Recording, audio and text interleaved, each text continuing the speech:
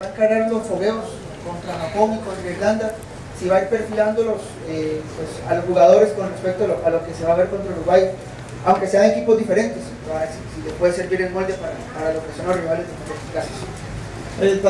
Hay etapas del entrenamiento que uno prueba en jugadores, hay etapas del entrenamiento que uno prueba comportamientos de juego y hay etapas del entrenamiento que uno prueba equipo.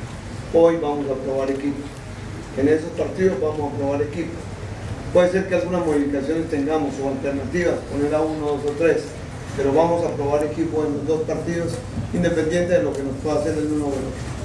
Don Jorge, buenos días. Usted sabe que los tres rivales de Costa Rica serán muy difíciles, pero para usted, ¿cuál es el partido que se puede complicar o que se puede hacer más difícil y en el que está prestando quizá un poquitito más de atención por las características del rival? A todos le estoy dando atención, hasta el cuarto le estoy dando atención. A todos por igual. Algunos tienen unos comportamientos diversos, otros por circunstancias momentáneas se hacen difíciles. Por ejemplo, Uruguay es difícil porque es el primero y siempre un buen partido va a ser muy difícil. Italia por su estructura y Inglaterra porque de pronto es un partido que puede clarificar cosas. Entonces, bajo esta lupa los hemos valorado. Todos los tres partidos son muy difíciles. Don Jorge, de la parte motivacional, me gustaría que se refiriera a dos ángulos. Una, la faceta de don Jorge Luis Pinto, que lo vemos en UPIs, en paradas de buses, en comerciales.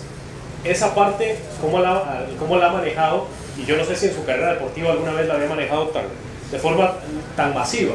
Y la otra, la parte espiritual, en la motivación del grupo. ¿Para usted qué tan importante es? Ese es un hecho adjunto a la vida profesional de uno que se da con estas circunstancias. Y bueno, la hemos manejado normal, no hay nada especial en eso.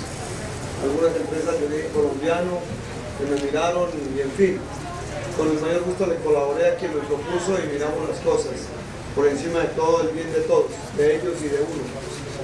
La parte espiritual bien, me siento bien, estoy conmigo mismo bien, mi conciencia está tranquila, he hecho las cosas como creo debo hacerlas, con la mayor entrega, con el máximo interés, con la máxima pasión y con el máximo sentimiento.